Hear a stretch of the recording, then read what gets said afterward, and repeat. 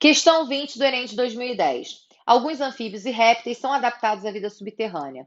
Nessa situação, apresentam algumas características corporais, como, por exemplo, ausência de patas, corpo anelado, que facilita o seu deslocamento no subsolo, e, em alguns casos, ausência de olhos. Suponha que um biólogo tentasse explicar a origem das adaptações mencionadas no texto, utilizando conceitos da teoria evolutiva de Lamarck. De acordo com a teoria evolutiva de Lamarck, os indivíduos eles se adaptam à condição do ambiente. Eles vão se moldar às condições do ambiente onde ele vive. Como esses organismos eles vivem no subsolo, ele fala e coloca algumas características, né? A ausência de patas ocorre pela questão do uso e desuso, por exemplo. Se movimentar no subsolo é mais fácil rastejar pelo subsolo do que ter a presença de patas. Então, isso provocaria a atrofia dessas estruturas e a perda de patas nesses animais. Ele fala também sobre o corpo anelado. O corpo anelado poderia, nesse caso, ter o surgimento de anéis, e aí, nesse caso, o aparecimento desses anéis, a formação desses anéis, porque facilitaria o deslocamento nesse ambiente. Então, ele entraria aí, nesse caso, na ideia, de novo, do uso e desuso.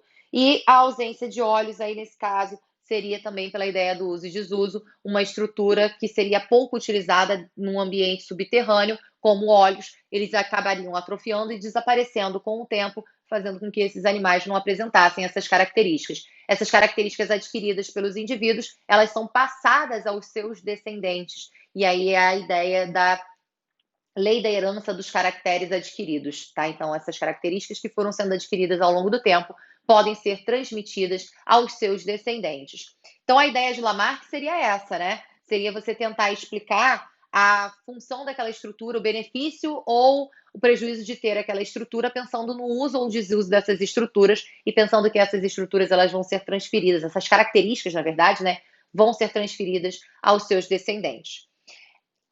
Ao adotar esse ponto de vista, ele diria que, adotando um ponto de vista lamarquista, letra A, as características citadas no texto foram originadas pela seleção natural. Gente, seleção natural, a gente está falando de darwinismo. No darwinismo, a gente fala em seleção natural, onde o meio seleciona o mais apto, esses indivíduos sobrevivem, podem se reproduzir na natureza, passando essa característica aos seus descendentes, tá? Então, aí, nesse caso, é uma seleção de características vantajosas que vão, aí, nesse caso, trazer maior chance de sobrevivência para esse indivíduo. Esses indivíduos conseguem sobreviver, se reproduzem e os descendentes possuem essas mesmas características. Óbvio que Darwin não falaria em característica genética, né? Mas ele falaria em características, caracteres vantajosos, né? Então, a gente não usaria o termo genético, mas a gente usaria a ideia de características vantajosas, porque isso ele traz, né? Então, a ideia de seleção natural não é uma ideia lamarquista, é uma ideia darwinista. Letra B. A ausência de olhos teria sido causada pela falta de uso dos mesmos, segundo a lei do uso e desuso. Perfeito. A lei do uso e desuso é uma ideia lamarquista que, pela falta de uso, os olhos poderiam, aí, nesse caso, ser atrofiados, poderiam também ser ausentes, como é o caso aqui da questão. Então, a letra B já é a nossa resposta, né? Vamos ver o que as outras têm ali de errado. Letra C. O corpo anelado é uma característica fortemente adaptativa, mas seria transmitida apenas à primeira geração de descendentes. Não, ela seria transmitida aos descendentes, né? A lei da herança dos caracteres adquiridos mostraria isso, de acordo com o lamarquismo.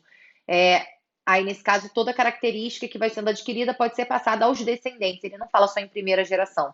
Aliás, nem ele, nem Lamarck, nem Darwin, né? Quando falam de transmissão de características, sejam elas adquiridas pelo organismo, como é o caso do Lamarck, né, do raciocínio de Lamarck, ou daquelas selecionadas pelo meio, como é o caso da ideia darwinista, elas são transmitidas aos descendentes. Não fala nada de uma única geração recebendo essa característica. As próximas gerações poderiam receber essas características, tá?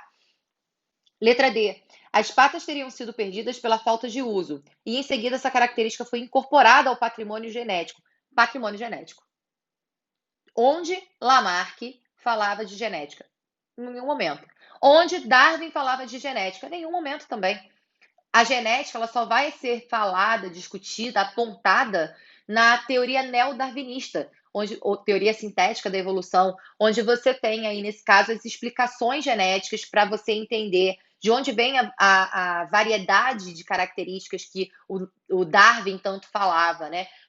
No darwinismo, a gente ouvia muito falar em caracteres variados, indivíduos com características diferentes, mas a gente não sabia explicar como que essas características diferentes elas apareciam nesses indivíduos. E aí entra a questão da variabilidade genética que vai ser explicada pelo neodarwinismo, seja por mutação ou por recombinações gênicas através de segregação independente dos cromossomos homólogos ou crossing over, a gente tem a possibilidade de observar variabilidade na característica genotípica dos seres. Então, patrimônio genético não é algo que o Lamarck falaria, tá? Então, essa parte aí é que estaria errada. Se tirasse esse patrimônio genético, o restante vai, né? Aí, nesse caso, as patas teriam sido perdidas pela falta de uso, até aí, bem lamarquista. Aí, nesse caso, a ideia de transmissão para os descendentes também bem lamarquista, essa característica adquirida sendo transmitida. O grande problema é o patrimônio genético aí nessa opção. Letra E. As características citadas no texto foram adquiridas por meio de mutações. Aí, de novo, mutação fala de variabilidade genética que só a teoria sintética da evolução vai falar. O darwinismo nem o lamarquismo falam sobre mutação, recombinação gênica, não falam sobre variabilidade genética, né, de uma forma geral, não fala sobre genética. Então, aí, nesse caso, esquece, porque não pode ser a nossa resposta, porque a gente quer algo lamarquista. Então, a letra D a gente descartou porque fala em patrimônio genético, a letra E a gente está descartando porque fala em mutação. E ainda tem outro erro depois, né? Que ele fala que depois, ao longo do tempo, foram selecionadas para serem mais adaptadas ao ambiente.